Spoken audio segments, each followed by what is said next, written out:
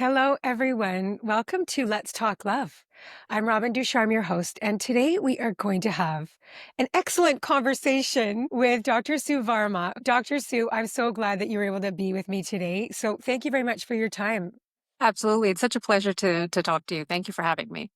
We're going to be talking about something that, I live in my everyday life is optimism. And you have written this amazing book. Dr. Sue, I just really want to say how much I loved your book and I really appreciate your work. And your book is called Practical Optimism. So I'm excited to dive right into that. But first, I just wanted to tell our listeners about you. You are a board certified psychiatrist in private practice and a clinical assistant professor of psychiatry at New York University. And I wanted to read from the jacket of your book a little bit more about you. As the pioneering medical director and attending psychiatrist of the World Trade Center mental health program, you played a critical role in supporting civilian and first responder survivors in the aftermath of the tragic events of 9/11. In your interactions with people from various walks of life, you've witnessed the full spectrum of stress and trauma, from devastation and stagnation to remarkable resilience and growth. And you became intrigued by how some individuals don't just survive, but thrive. And you say in your book, flourish. I loved that word too, despite facing immense challenges. And you wondered, how can we navigate stress better by taking control of certain aspects of our lives? And, when I read that, I was like, and you talk about this a lot in your book around like these are unprecedented times Mhm, that we're in, that we're all living in. This mhm. world is so full of uncertainty and scary shit going on all around us, like, with the world leaders. I mean, we can go on and on about that, but I think just when it comes down to it, it's like our foundation as human beings is not stable, Mhm. the ground we are when we're living on. And so how do we what I really loved about your book, what I really appreciate is the practical part of like, how do we employ what schools or skills can we bring on board on our lifeboats, like you say, so that we can cope with what the heck is all the uncertainty and all the stuff that we cannot control in the lives that we're living. Yes.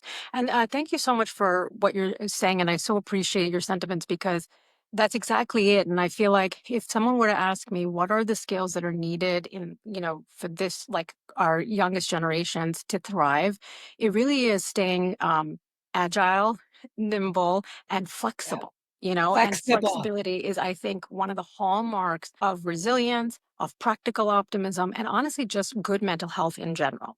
So, what that means is like being open to what is happening around you, being receptive if it's something that you want, but really like being able to be flexible with what every day brings, whatever the challenges are, like and being ready and willing to understand and appreciate and accept that challenges are inherently part of life. And I think one of the biggest mistakes that we're making as parents is trying to protect our kids too much and trying to shield them too much, and that comes with its own sort of set of challenges. I think that, when we grew up in the, depending on when you grew up, 70s, 80s, 90s, like, parents weren't that involved. And I'm not saying that that is how it should be, but I feel like the pendulum has swung so far in the other direction that we're so scared as parents, we're so anxious that we're really trying to shield our kids from, the day to day stuff that made us tough, that made us resilient. So it's about finding that happy medium of accepting and understanding and acknowledging that life was never meant to be easy. And while we are definitely experiencing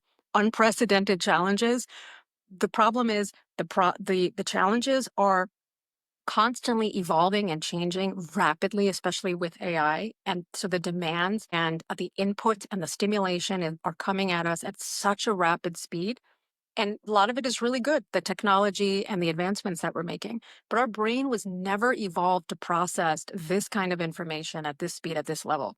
So, what we're really lacking is community and things and coping skills that would normally sort of buffer us in times of stress. So, the stresses are new and challenging, and we don't know what they're bringing, but then we don't also have a strong enough foundation, as you had said. And that really is what practical optimism is about, is saying we're living in a world that is rapidly changing, and how do we bring ourselves back home? How do we create some semblance of an anchor and a safe base, if you will?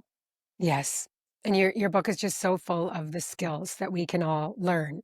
That's the thing that was, another great learning for me this week while I was reading your book is around optimism is, like, I believe that I'm naturally optimistic, but I'm like and I was talking to my friend about this, Kirsten, when we work on the podcast together. I'm like, "Was I always an optimist?" I can't remember never not being one, but, like, how did that come about? And I think that, a lot of it had to do with the modeling I was shown by my dad for sure, was a total optimist, and I'm thinking, but it's a practice. You can learn how to be an optimist. Yes. Yes.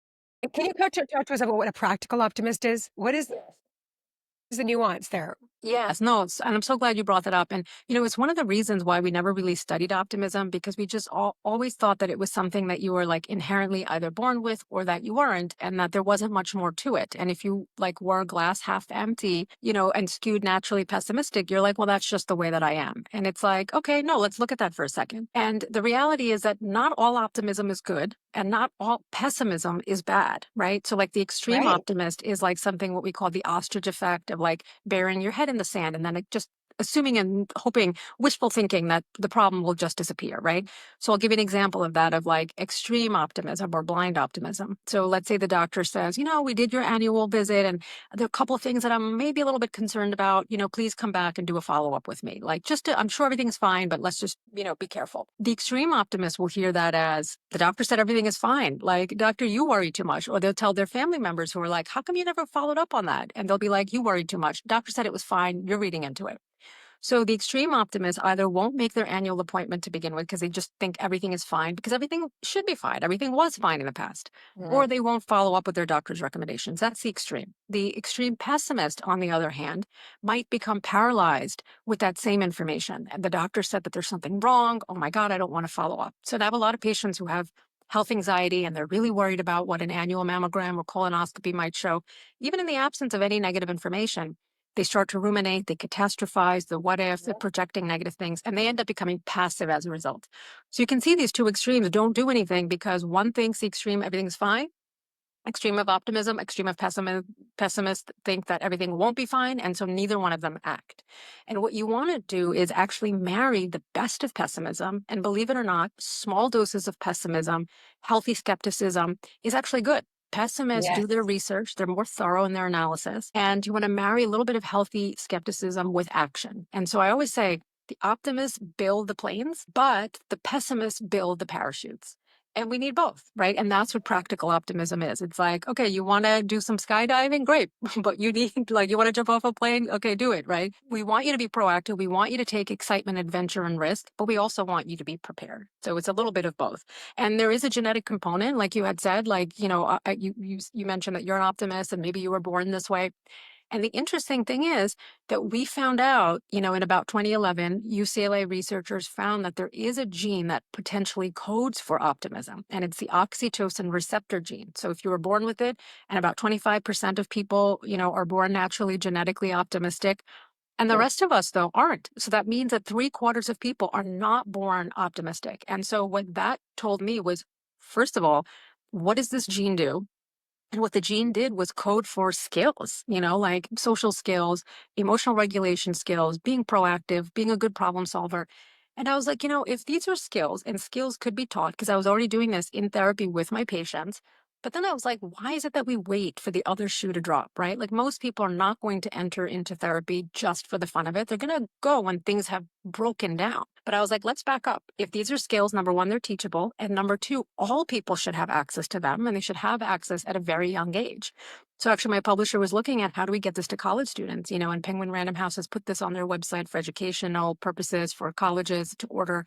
How do we get life skills to people younger and younger? So that's really how I look at this is that some of us are born genetically optimistic, the others aren't, and that there's real value to it. And we can talk about what are the benefits because the second question that most people are like, first of all, this sounds very woo woo and not scientific enough. So I'm like, no, there is science and there's a lot of benefits. So, like, that's the whole other thing is why invest in it, and they're head to toe benefit.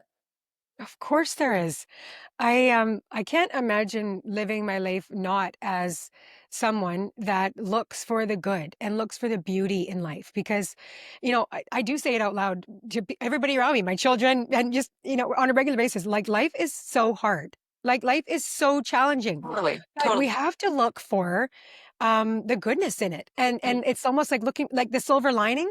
mhm. There is a very like, most of the time, there's a silver lining, right? Yes, yes, and it's so it's so interesting, and I love that you say that because it's training your brain. It's those small things of shifting Yep. to be like, what is the good part of my day? Like let's say some catastrophe happened, like you had a flat tire and that got you late to your appointment, but then somebody stopped and helped you.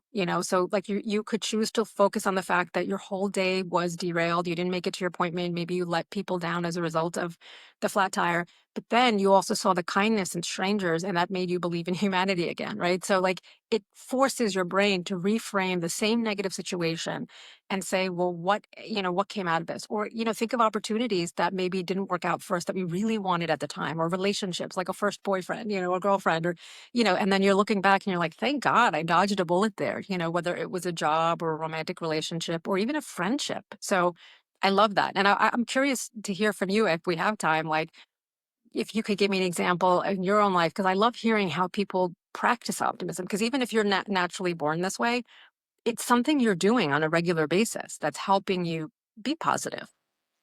Yeah, you're right. I was thinking of the example of I went to, my best friend's one of my best friend's moms just passed away, and Mhm. so I Sorry. was at a funeral on Wednesday, just 2 days ago, a celebration of her life. And years ago, my twin passed away, and then 2 years later, my dad passed away very Oh, suddenly. And what I was remembering on Wednesday wow. during is just how beautiful those days were.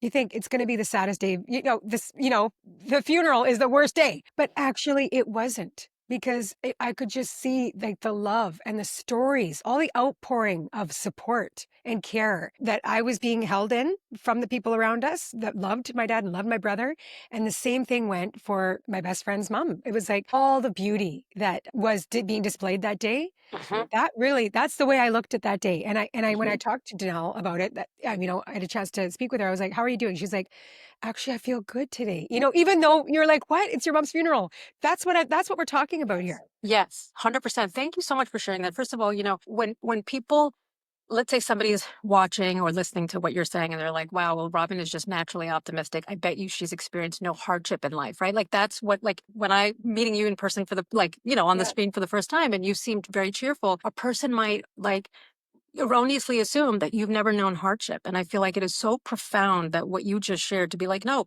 she went through really dark times and look at how, like, how she can still find meaning and positivity and blessings, like they talk about like the glimmer in your day. So, on the note of like losing a parent, like I was on a radio show one time and talking about losing my mom. And this was before the book came out. And I'm a very relatively private person. I don't really share a lot about my personal life. And I had never talked publicly about my mom's death. And one of my high school friends who I had lost touch with, like right after college, she had gotten married. And I think that was the last time I saw her. And we had lost touch for like 20 years. She heard that radio program. She was on her way back home and she was like, oh my God, Sue, like I wanted to reach out to you. I also lost my mom. And I follow her on social media. We follow each other. And I just thought she had this amazing, fabulous life. She's always partying. She's with, 20 friends and relatives and traveling all over the world. And there was something that then bonded us over that and got us reconnected and became friends. Like, and a lot of my friendships have somehow started over, I don't know, loss, tragedy, stress. Like, they say boot camp, medical school, boarding school, like stressful situations where you're put, in a position where you're working really hard and maybe isolated from the rest of the world, you actually find commonalities and bonding experience. So I think that's so helpful for people to hear when they think you have a perfect life, to actually hear, like, no, I don't. These things happen to me and I'm still happy. So if I can do it, you can do it. Yep. None of us have a perfect life. All of us are going to have so much pain, so much tragedy because we're human beings. Hmm. And it's how we navigate it, and that's why I really appreciated I was like, "Okay, you've got your pillars, right, of practical optimism," which I think we should go through the 8 pillars, Yes. and I was like, "Okay, I got that one. Good. Okay, got that one. Oh, definitely don't have that one. Alright, that's what I love about learning is like, you don't have this is not about, just like, "Oh my god, this is a big book. How am I gonna get through" right? Actually, no. It's like, what are the pieces that you wanna take with you, and what can you start doing now? Right? Totally. And Yeah. that's what it's all about. That's so empowering because if you can and you have to try though, you have to practice. These are skills that you're not gonna be good at it right away. But the Yes. more you practice, the better and the stronger, and it will become like you teach about habits. It's like, our lives, we're not successful just like by waking up one day and being like, I'm an overnight success. There's no such thing, right? But we can get better at things, but we have to take action, and that's what you're all about. So Yes. let's go through Yes. the pillars. Yes, absolutely. Thank you. And in the beginning of the book, I give like 40 question quiz, and basically each of the five questions like map onto one particular pillar. So starting with the pillar Right. of purpose, you can get a kind of like a screen, like a sort of 360-degree assessment of all of us have areas, even if we're naturally predisposed this way to think optimistically, like even the most optimistic people can be broken down by hardship in life, right? And then you're like, okay, Definitely. I feel like I'm restarting over again. And like, how do I get back to the person that I used to be, who was like a relatively positive person? So these pillars, I've put them in a certain order because for me, purpose, it's the first one. It's the one that guides you, gives you intention, gives you clarity, gives you vision, gives you purpose and meaning, gets you out of bed, right? And it helps you discover, what do I want to do in life right now? And I always say that your purpose is ever evolving, just as you are. Your purpose Yep. yesterday may not be your purpose today, and your purpose today may not be the same as your purpose tomorrow. And that's 100% okay. You may say, okay, I spent the 10 or 15 years of my life when I was married, like raising children, and now it's about me. I talk to a lot of women who are midlife and they're like, I put my career on hold to raise a family. And now, like, where do I fit into this? And I want to do something. And I know so many women starting businesses and podcasts, writing books, speaking, like doing amazing things, traveling or whatever, just even taking on a hobby for themselves. So your purpose, and I give people like real concrete steps. I say, if you can't find your purpose, it's your job to create it. Put the cart before the horse. And it's a tip from cognitive behavioral therapy called behavioral activation. And it's populating your calendar with activities that give you meaning, pleasure, and joy. A lot of people are like, I feel like I'm lonely. Like there's a real loneliness crisis going on in every generation, like not only the youngest, not only oldest, but midlife, and especially midlife women. Parenting can be very isolating for a lot of people. They're like, but I'm always at sports games and I'm meeting other parents, and that's great. But a lot of times, like we're spending too much time, like shuffling our kids around from place to place. We're somehow being in service of other people. So just think back about, how do I reclaim my time, my intention? What do I want to do? And purpose can be big P in life. Like, what am I called to do? Or it could literally be purpose in this moment. Me and you, what's the purpose of our conversation? What do we want to get out of this? If you're at a meeting, a networking meeting, have a purpose in mind, right? First of all, go to the networking meeting. Like there's all these cool, even if it's if it's in your industry, it's an opportunity to meet other people. It's an opportunity to gain inspiration, or perhaps an industry you're interested in. There are now like more of these like book clubs going on all over the city, silent book clubs that are like outdoors in the warm weather, and just bringing people together who have a shared common interest of, I don't want to be on a screen. I just want to be around other people. Maybe I'll talk to somebody, but being intentional, getting very deliberate and getting very focused on what you want to achieve, whether it's in a day, a year, or in your lifetime. And then the next pillar is processing your emotions. So if purpose is giving you intention and clarity and says, all right, I want to put the ball in motion, right? The next one is about, well, what's going to interfere? So I work with a lot of people who are like, I want to make a change in my life. And they come to me at all different levels of motivation. And I said, well, let's examine your emotions. Because if you're not managing your emotions, they're going to manage you. And you're not going Yes. to be able to accomplish what you want. So a lot of times people are like, I want to do this, but I'm depressed, or I'm anxious, or I'm thinking too much about the future, or I'm comparing myself with other people, or I'm living in regret with the past. So there's all these emotions that are keeping you paralyzed, that are keeping you stuck, or they're causing medical problems. So the body expresses what the mind cannot, right? So if you're having digestive issues or headaches or unexplained, insomnia, bowel problems, a lot of times you'll go from doctor to doctor. The average person will have 5 medical specialists before they get seen by a therapist, because they're having all these medical symptoms that really come down to, anxiety, depression, or like grief or love, the need for human connection. So figuring out what's happening. And I give people a 4-step quick plan. Like I'm a big fan of journaling, and there's so many different ways of doing this. And there's a lot of science behind journaling, twice a week, 10 to 15 minutes each time. And it could be anything. It could be talking about what happened in your day that's upsetting you. And so I call this 4-step plan: name it, claim it, tame it, and reframe it. So name the antecedent. Like a lot of times people are going through their day, they're so busy, they can't even figure out what's pissing them off. And something is, right? And you're like, I don't know, I'm mad, I'm clenching my teeth and my shoulders, and I just feel really like upset, or I'm burying my head in the sand, right? Avoiding the confrontation with the people in my life, because if I were to tell them how I feel, I'm going to start crying. And that I see that a lot with women.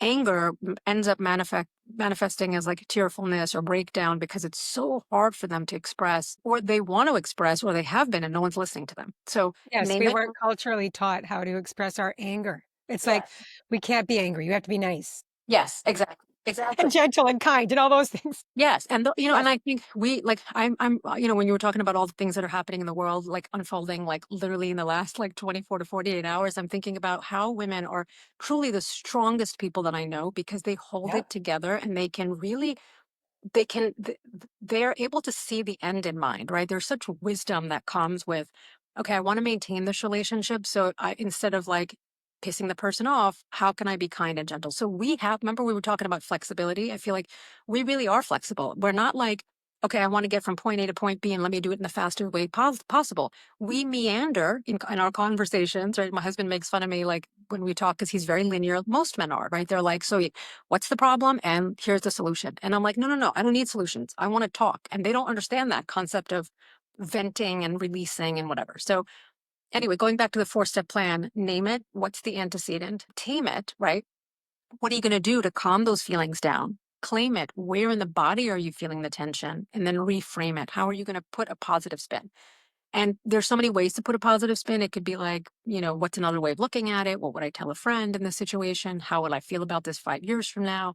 And sometimes there is no positive spin, right? Like when I was working with survivors of 9/11, like, I'm sorry, there's no way I'm going to be able to say like there was anything positive that came out of it. I mean, we saw hope, we saw resilience, we saw Yeah. community, we saw people coming together in a way that we've never seen before. But no, that was never a situation anybody would have chosen, to get to that point. So I say, if there is something that you're really struggling with, ask yourself, is this a problem to be solved or a truth to be accepted? Oh Right? boy, that is good. I really, this was the one pillar that I'm like, okay, Robin, this is where I'm gonna hone in and focus, because I know this is where I need to do the work.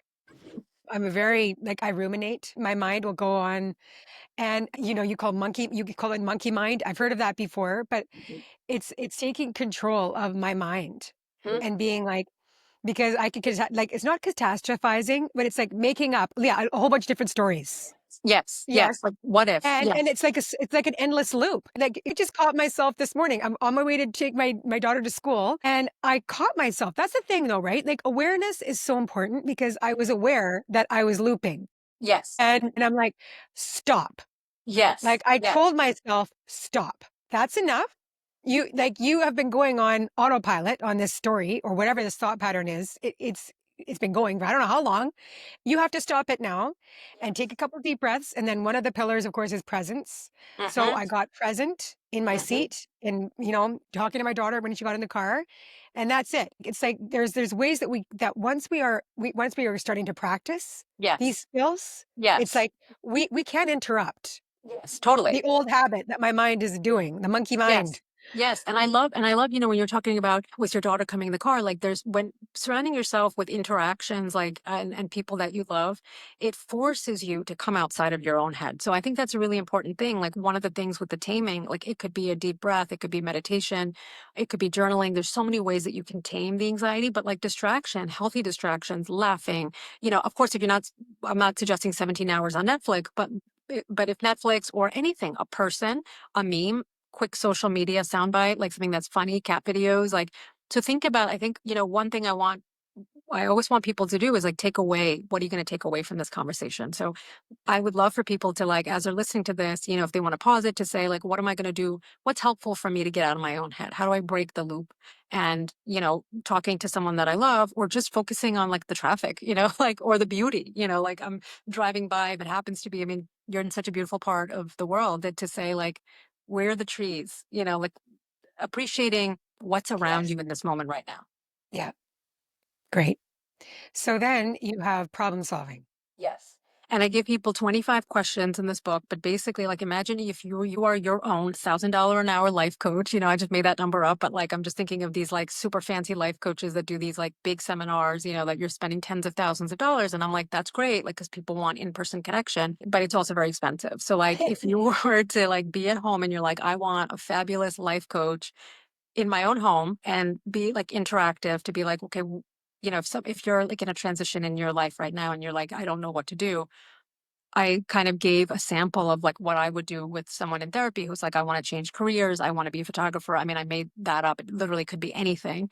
And how do you develop the skills? And the whole point of practical optimism is you keep positivity always, inject positivity into whatever you're doing by saying, I'm going to hope for the best possible outcome, right? Like if I want to change careers, I'm not going to sit here and think about the 95 things that can go wrong, right? But I'm going to be practical. I need money. Where am I getting that from?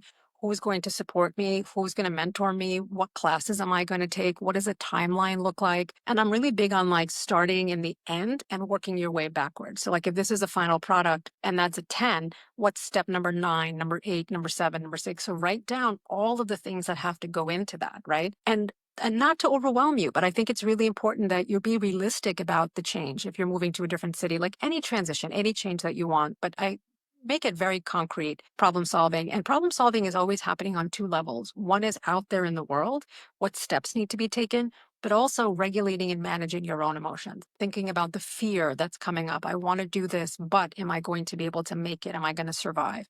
So I think it's important people always have backup plans, right? That's the realistic planning and wanting and wishing for the best, but also planning for the worst and everything in between. So what's the best Yes. possible outcome? What's the worst possible outcome? And what's the most realistic outcome? The other skills that and really, I love the tools around if you just having a really hard time making decisions. Like, I think in my life, like, I'm a very decisive person. I don't have a hard time making decisions. I That's really don't. awesome.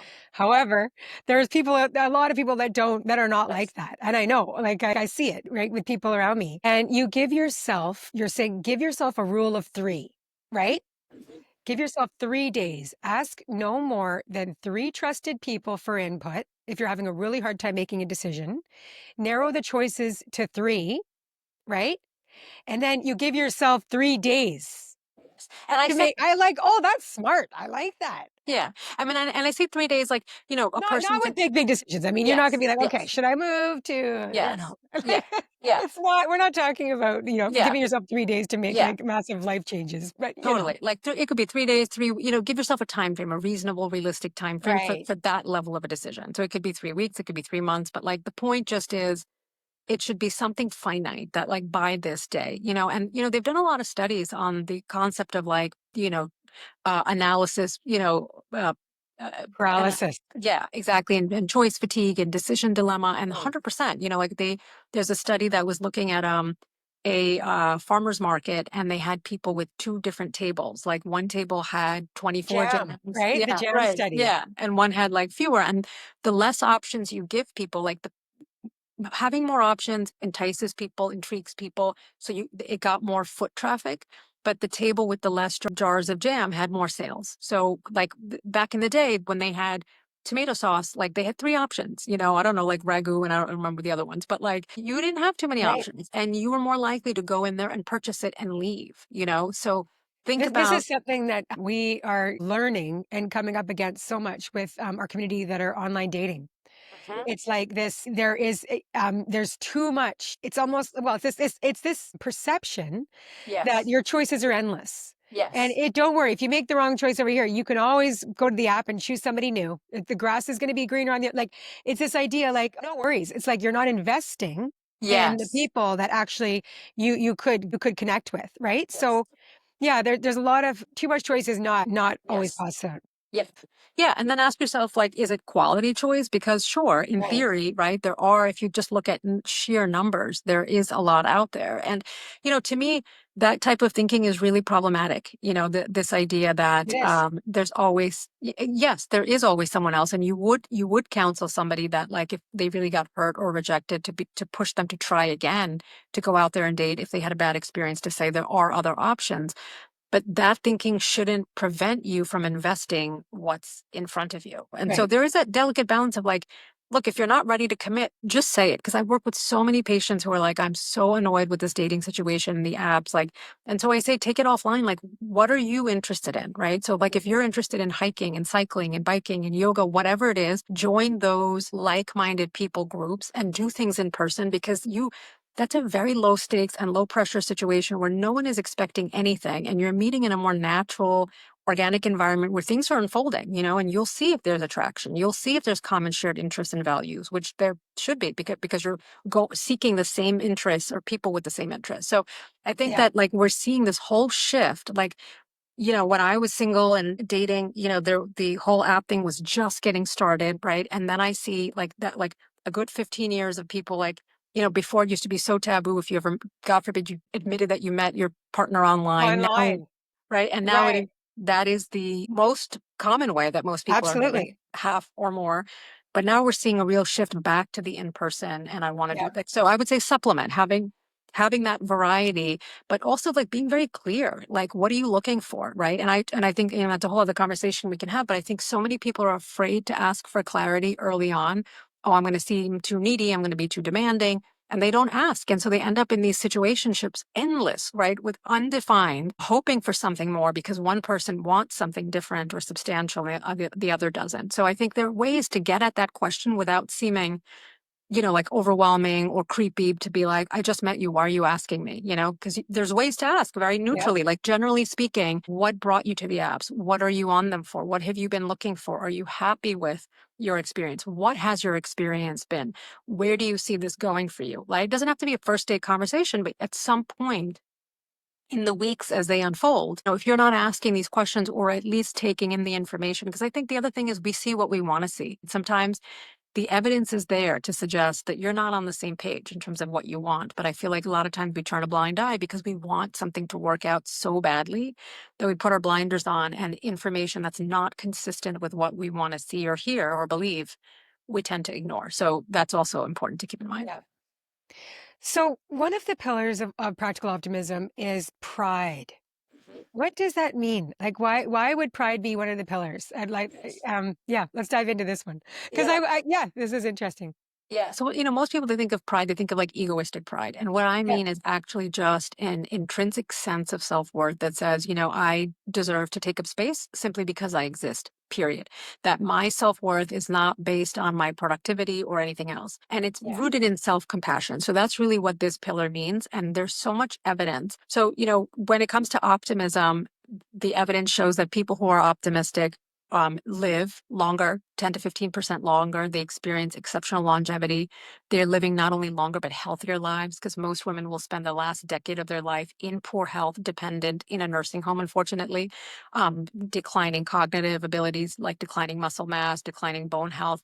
So what's the point of living longer if you're not going to be in good health, right? So Mhm. living longer in good health, 30% less likely to get strokes, 30% less likely to get heart attacks, 40% more likely to get a raise in the next year, more likely to have longer and stronger friendships from childhood. So the list can go on about the benefits of optimism. And the same thing for self-compassion. So a 10-minute self-compassion exercise, just the way a 10-minute brief optimism intervention can change your entire world. So self-compassion looks like, I screwed up on something. Am I going to beat myself up? No, that's not productive. Am I going to take responsibility for it? 100%. So Mhm. that's another thing that I'm seeing is a lot of people deflect responsibility. They externalize, they blame others, the whole world. So many people do this. It's like, Yes. stop it. Yes, You need totally. to take you need to take accountability when you Yes. mess up, when you hurt Yes. somebody, when you make a mistake. It's okay. We're human. Yes.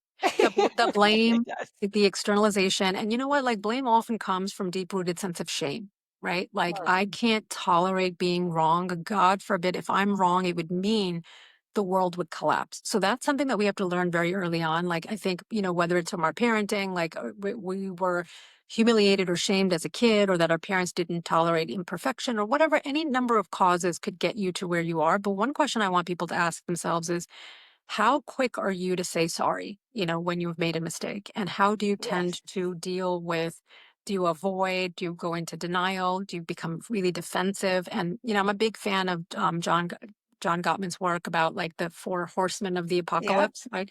Yep. Defensiveness, stonewalling, criticism, and contempt. And Those I are see those are this 4 ways to destroy a relationship. 100%. Period. Yeah. Yeah. And he talks about like 95% certainty. And I work with a lot of couples. And when I see that, it's really beautiful to see people together, like being able to express themselves, and when the other person can experience empathy for the other person, and say, like, I never knew that I was hurting you so much, or I, whatever. But the defensiveness, I feel like, we're almost at an impasse, because it's like, if it's so hard for you, this is the person that you love, that you feel the safest with, that you should, in theory, feel the most vulnerable with. But then we put up these walls of, my SHIT don't stink. It's not me, it's you.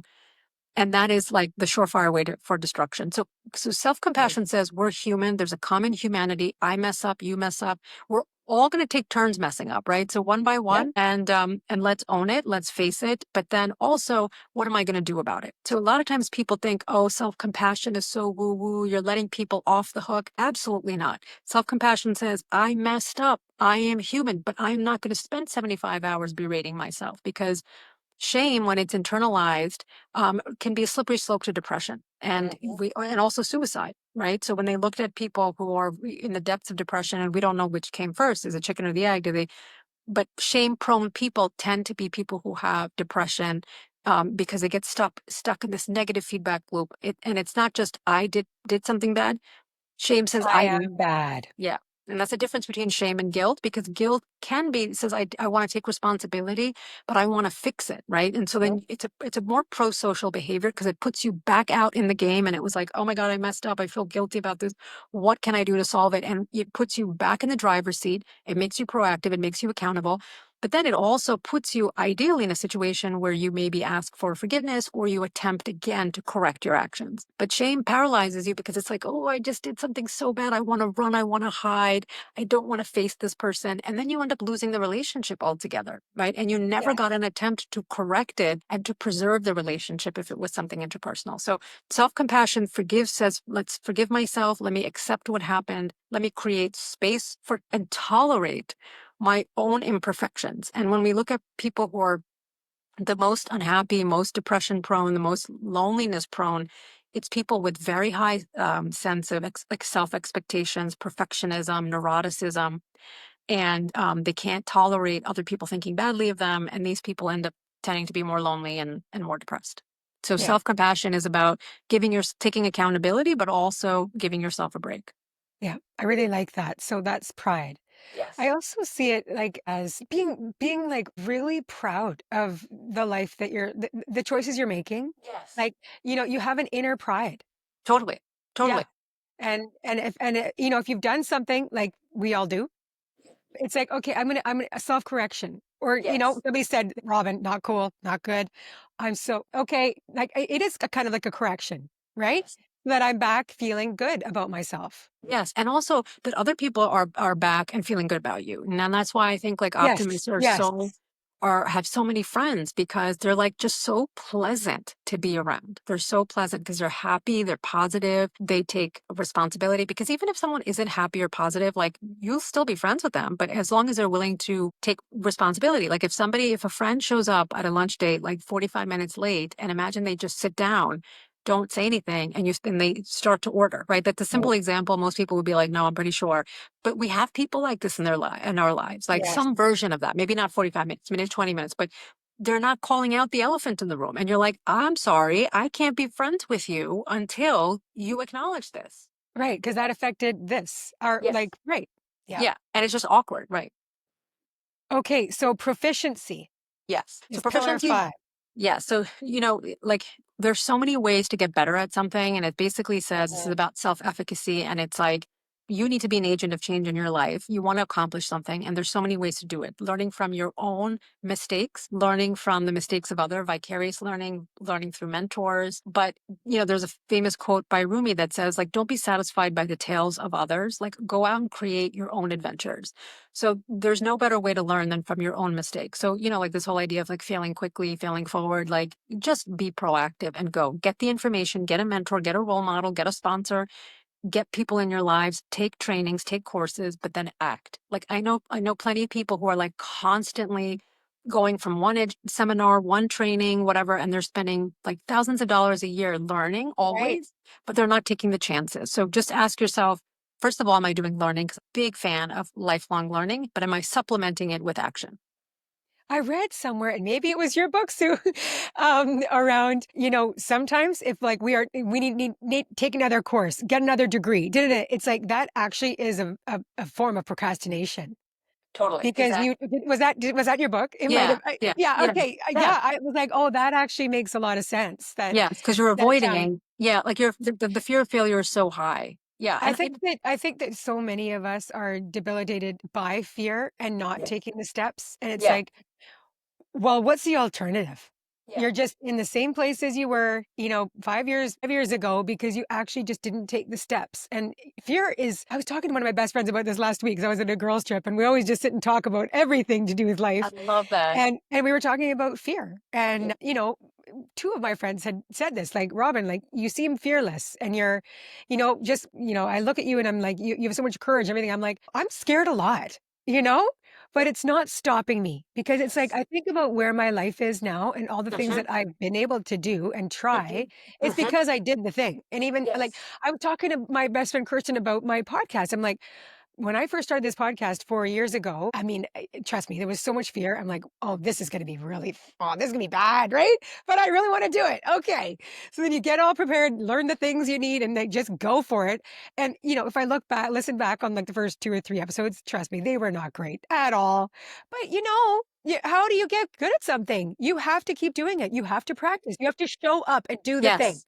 Yes. And that you did it for 4 years. Like that's amazing. And you're going to keep doing it because you're getting Yes. better and better and better. And I love that you say that, the feel the fear and do it anyway, because people always ask me, like, if I'm giving a talk in front of a large crowd, they're like, are you nervous? And it's such an interesting question because it's almost immaterial. I'm sure I am on some level, right? Yeah. Like, I'm still doing it. yeah, but it's like the need that I have, like to communicate this information is so strong.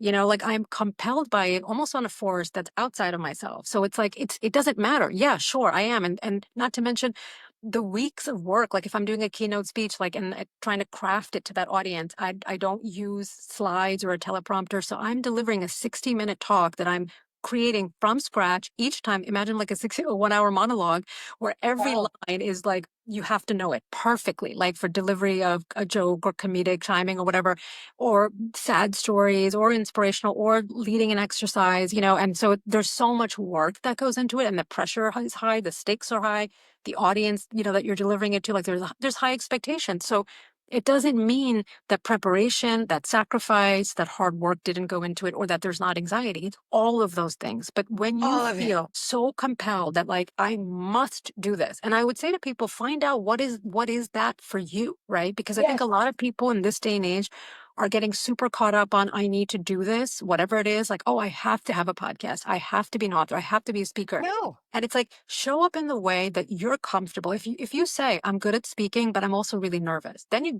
ask yourself what coaching, what help, what mentorship, what do I need to get out of my own way so that I can deliver the message in the way that I need to, and figure out what that forum or that medium is for you. Like forget about what you think that you need to be doing, right? Somebody may say, I'm more of a newsletter gal. I'm not a podcast person, or I'm not a keynote speaker. Like that's totally fine. Or it's easier for me to show up on social media, or I hate showing up on social media. Fine. Like on so there's this delicate balance of knowing yourself well enough to be like I'm not going to be a 5 a.m. hot yoga person ever, right? But that doesn't Yeah. mean that I'm off the hook for exercising, right? I have to. Exactly. Yeah. Yeah. Right. I think you made just such a good point there around you because of the way that you have chosen to live your life, decisions you've made around all of this. It's like you named about five of the pillars of being like all of that go into, like, for instance, getting on stage and giving that keynote. Yeah. There was the purpose, the pride, the proficiency, presence, like I'm like all of it, right? Yes. So Yes. that's what we're talking about here. Totally, totally. Waking up, being moved by something. And if you can't find something, if you don't have it, then find it, right? And then there's going to be the anxiety. So that's the that's the purpose. The processing emotions of like, I feel anxiety, fear, perfectionism. Like, is this going to be good? Is the audience going to get to like it? And getting trapped. And you could easily get trapped. And that's happened to me a million times, right? But the last pillar, which is practicing healthy habits, and that's why there's this arc of Yes. purpose, which is vision. And the last one is practicing healthy habits, which is execution, right? So both are equally important, the vision, but the execution. Don't spend so much time on your vision that you never execute. Or, like we say, a lot of people Right. procrastinate and they're so stuck in the vision that they never act. So always balance the vision with the action and the execution, and everything, all the steps in between. Proficiency was about getting out there and doing it. Presence is about being in the moment, finding your oasis moments, not getting caught up in worry, which is anxiety for the future, or regret, which causes depression about the past, or comparisons or fear of missing out in the present. So think of all of the things. These are all traps that keep you away from being in the present, your ruminations, for example.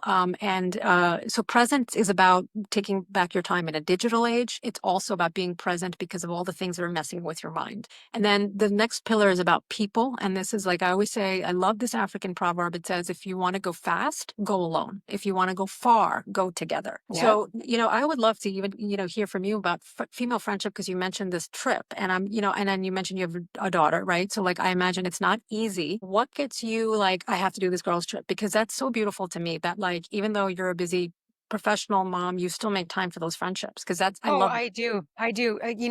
There's a people are a pillar in my life. And it's like my closest value is my relationships with the people that I love.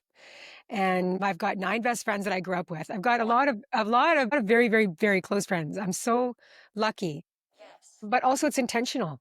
Yes. So the 10 of us, we go on a girls' trip every year, and if one of us can't make it, we know next year there's gonna be another one, and the year after that, there's always gonna be a girls' trip, and so you know that even if you miss there's FOMO if you can't go for some Yeah. reason, right? Because life happens, but there's always gonna be another one, and our friendship, we treat our friendship very, well, it's like this precious thing that we have to take care of. Uh-huh. Like, your friendships don't just happen, you No. have to grow them and take care Yes. of them. Yes. Just like you would your children, like you do, Yes. right? You Yes. have to take Yes. care of your friendships, and so, yeah, Yes. that's I love very that. important.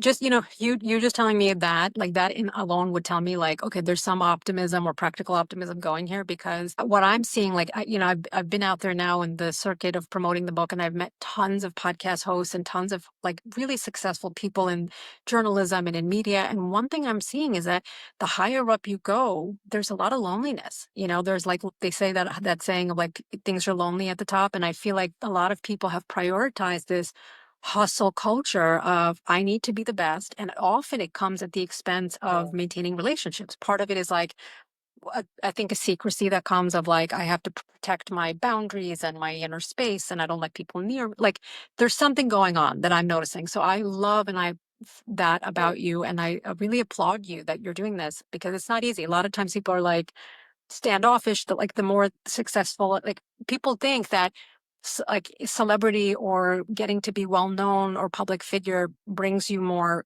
I think it does on some level, people and opportunities, but I think for a lot of people it can also be very isolating. So to be deliberate and to have optimists have longer and stronger friendships from childhood, right? Because pessimists are along the way have a lot of times personalized rejection and somebody did something to them or someone in the group said something and they're like, that's it, I'm cutting you off. So I think you need to, that's so beautiful. And there's a secret behind it. And I would love to hear yeah. more about that someday. Yeah, I think that I am pretty discerning now in my life on who is close to me, Mhm. because as we know, this world is full of like, the way I see it, it's like there's givers and takers in this world. Yes, totally. And there might be a little bit of gray in there, but I don't think so. And if I'm surrounded by people that I'm feeling, like, drained by, no, I don't want that anymore. I'm very discerning, and the people that I am choosing to be around, we fill each other up. It's like Mhm. overflowing. It's like we're feeding each other, we're supporting each Mhm. other, we're holding each other up. And, yeah, so and that's how you go further is by surrounding yourself with really, really good people. Absolutely. Yeah. And in this pillar with people I talk about how to form meaningful connections on a deep level, but also how to have Yep. activity partners. Like people always think that like if I'm not really close with someone, what's the point or why the investment or what is this superficial nonsense chit chat? And I say that each of these things have their own place. The micro connections, Yes. which are the people you meet on the elevator, on the bus, on the subway, and the grocery store line. Those interactions, believe it or not, are such an important built-in part of your day that we like lost during the pandemic, during the quarantine. So don't ever give up the small, water cooler conversations, but also don't forget to go deep as well. Right. It's about connecting with fellow human beings throughout your daily life. It's so Yes. important. It Yes. really, really is. Well, we've run out of time. I told we were going to stop like 1 minute ago, but we're not. We're going over by a few minutes. Thank you, Dr. Sue. I really, I wish we could talk for another, hour about this, but Yeah. I want everybody to read your book, Practical Optimism. I'm going to be passing it on, and that's what I do with my favorite books is I just love it. you have to read this. This is it. Yes. And this Yes. is what I'm working on. And and Share like it. I love that. Like when you Share. Yeah. With your, I was share going to the say reading share. and then you could talk about it, like, "What do you think Yes. about that? And what do you think about this?" Yes. Because you're gonna that's how we learn together and grow together, Totally. right? There's something there that we didn't get to talk about, but it was like, do you see yourself? What's your decision making style? And are you a satisficer or a maximizer? So, Robin, I'm going to give you a task for your next friend get together or cocktail party is throw that around. What kind of a decision? What's your decision making style? Because it's like a fun, like party quiz or, yeah. I'm a satisficer. Yeah. That's like that. I think I am. Yeah, yeah, yeah, I am. I think I Very am. cool. Awesome. Love it. I love it. And your 10 best friends should have a practical optimism book club. Yeah, no kidding. Well, you know what? We're all optimists. Oh It's my God. is it we It's really very are. rare. Like, and you all like each other still after all these years. Absolutely. There's Yeah, we not love one, each other. there's not one person in there that you're like, yeah, we could, not sure if we want to invite her next year. That's never happened. No, no, no, no, no. We'll give her shit if she's being a Debbie Downer. We're just like, I'm sorry for any Debbies listening. I didn't Uh, mean it. I love it. Good for you. So great talking to you. I'm going to close with a blessing with really your sentiments from what I've learned from you this week, Dr. Sue. May we practice the principles of practical optimism so that we can have a secure, level headed sense of self worth, resulting in more confidence in ourselves and our abilities. This will help us unleash our natural strengths and talents and build a life of meaning, purpose, connection, and joy. And may we foster a mindset that firmly believes in the limitless positive potential within oneself and others. So thank you, Dr. Varma. Varma. I'm sorry. I really appreciated our conversation today and learning from you this week. I really did. So thank you. Thank you. Thank you so much for having me. Thank you so much for being here with us. Let's Talk Love is brought to you by Real Love Ready and hosted by Robin Ducharme. If you'd like to keep learning with us, visit realloveready.com for more resources and tools to boost your relational skills and get better at love. If this podcast has resonated with you, it would mean the world to us if you could take just 30 seconds to do these 3 things. Follow or subscribe. Never miss an episode by hitting the follow or subscribe button wherever you listen to your podcasts, whether it's Apple Podcasts, Spotify, or your favorite app. This makes sure new episodes show up automatically for you, and it helps us get more visibility so more people can find our show. Leave a rating and review.